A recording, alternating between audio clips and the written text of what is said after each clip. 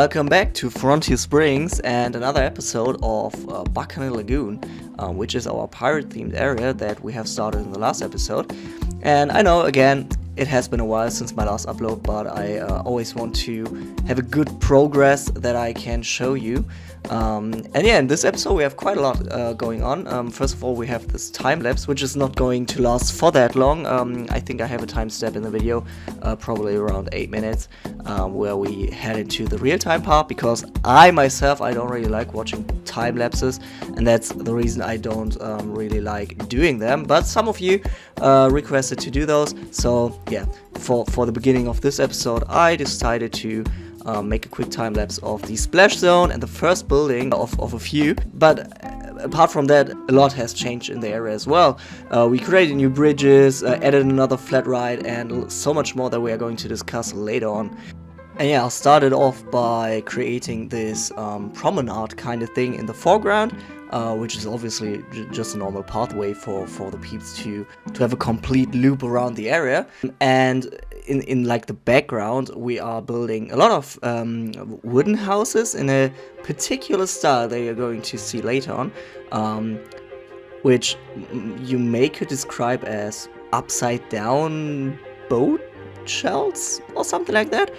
You are going to see what I mean by that. And from further away, it will appear that we have like a full village that is sitting on top of wooden supports. And this idea originated by combining two ideas. One is the I think it's called Stelzendorf in Piraten in Batavia, which is the water dark ride at Europa Park. You could translate that to Stilt Village, I guess. And the other idea, I had that from an artwork that I saw on X a while ago. And I'm trying to link that down in the video description. I'm going to change a lot from there. It's just an inspiration from those two things. And maybe you could even say that it originated in three ideas, because I have already built something quite similar to this, but you have never seen it before, because there was in my last project in Planet Coaster 1. And you might think, no, I have never seen that, and that's totally correct, because there was a project that I didn't record. I've built it myself just to have something to do besides Rockburg, which costed me every single nerve, so I needed a project to just let out my creativity. And I've never showed that on YouTube, so maybe if you want to, I can travel back in time and we can look at that, what I've created in Planet Coaster 1, which it was a complete park. I tried to build a park as compact as possible. It's still quite realistic, not in the way of having loads of backstage areas and stuff, but realistic as from the visitor's perspective. And that was a very fun project, but again, as I said, I have never shown anything of that, and I had a pretty similar theme there. Obviously, the area was a lot smaller and everything was very compact, but the idea of these styles of houses and a roller coaster going through them, I already had these, but as I've mentioned, I've never shown that before. So yeah, that's kind of a project that I've always wanted to do, and now I'm doing it again. And I'm personally very happy with the outcome. It's not completely finished yet, but you now get an idea of what I'm doing here. So right now I'm trying to build the roof construction. Custom roofs are always quite a tricky thing to do, especially if they have like very three-dimensional shapes. And I know there are some people that are very talented with that. I'm not. I just get there by trial and error. But in the end, especially with this theme, it gets a bit dirty, but it works. Especially with like these wooden roofs, it kind of works that we have like this sturdy, uneven look, in my opinion at least. And another thing that really remarks this building style is that everything looks very different from each other. Obviously the main building material is like wood and bamboo, but still you never have like the same height of the balconies or the same heights of levels, never the same roof as well, maybe similar but not the same. So it looks chaotic, but also it fits really well. So it ends up in a complete package. And one more thing that I wanted to tell you what I really like about this area now, which we are going to take a look in a second. I really like that I'm not limiting myself too much in size, and we have a very big open area that we can work with, because in the past I've always limited myself to a very, very small footprint, because I really like building compact things. I do think I'm heavily influenced by Phantasialand, and especially the recreations I did from there, but I need to find my own style of building, and I do think I finally found it with this area. Okay, so now we are heading towards the end of the time lapse. I hope you have enjoyed this time lapse, and maybe we should now head into the park, shall we? So here we are back in game, and before we are starting to take a look at all of this, we are taking a step back and go back to the French themed area, more specific the riverside part of the French area. And I wanted to show you this little cafe at first, because I've always wanted to have something like this. Even in real life, I just love having a nice drink underneath a bridge. That sounded kind of homeless, I'm sorry, but I just love the vibe of it. So yeah, the idea is you can grab a coffee, chill down there, or actually continue your way up into the pirate area, which leads me to now this new connection route to the to Buccaneer Lagoon. We do have like this main street on top of there, which is connecting these two areas quite directly.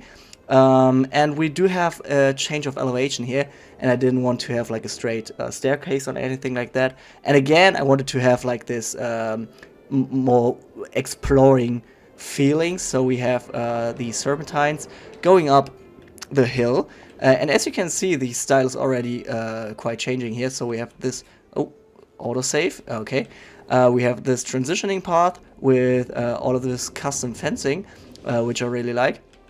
Again, took my inspiration from the pirate area at Disneyland Paris, and then we are entering the pirate area itself, and as you can see, it's a lot brighter than the rest of the park because of the very bright beige pathway, as well as all of these sand coves. And I really like this very bright, happy feel, even though piracy isn't like the most happy theme, you could say. But until now, we just have a lot of pathways, nice structures, nice greenery, and that's something, that's a big takeaway from this area for me, at least. I've learned a lot about landscaping, combining like all of these smaller plants along the pathway, and continuously getting bigger in the background, adding a bit bigger trees, and creating a transition between like this jungle-like environment to the pine forest that the setting is for this park. And I'm really happy how it doesn't look too out of place here. Another thing that I've learned now is how to work with large bodies of water.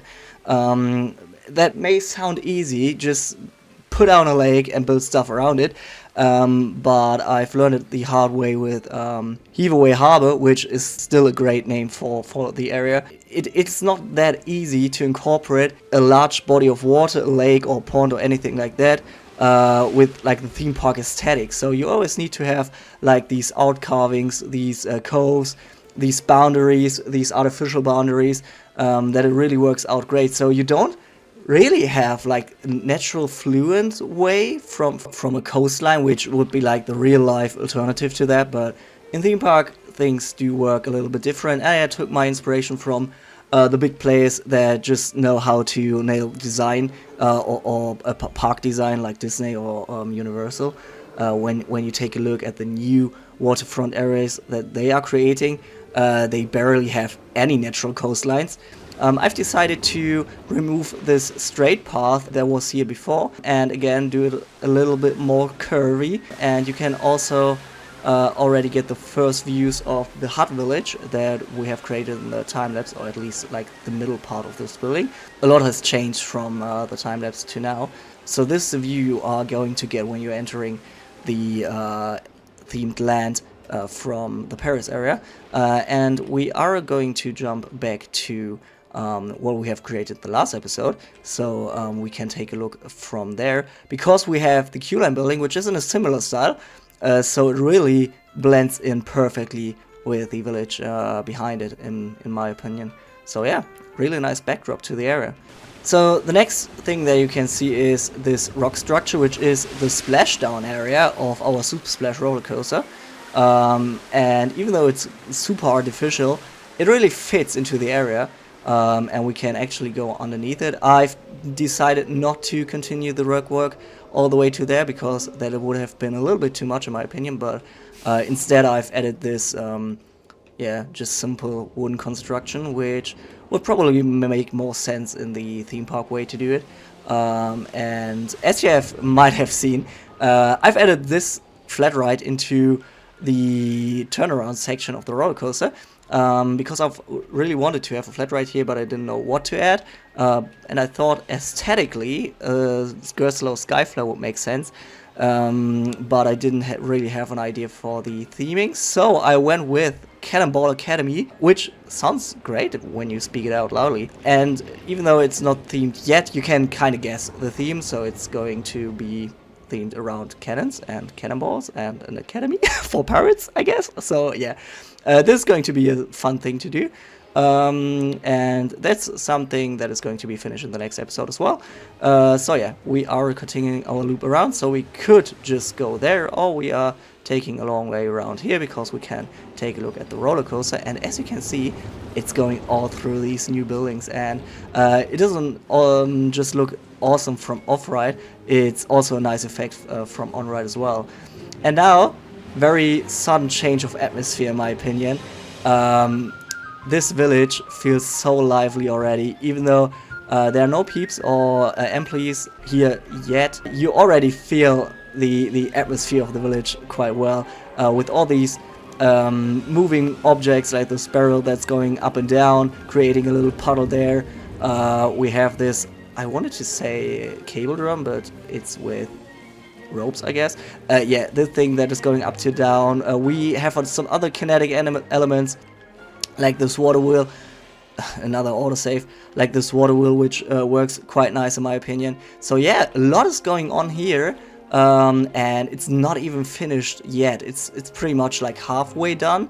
We are going to continue all of this to this point, I think. We are going to add like outside seating for restaurant, which is going to be situated right here. So a lot to do still, even though we have like this half completed, except for the Gerslow Skyfly. We still have to do all of this.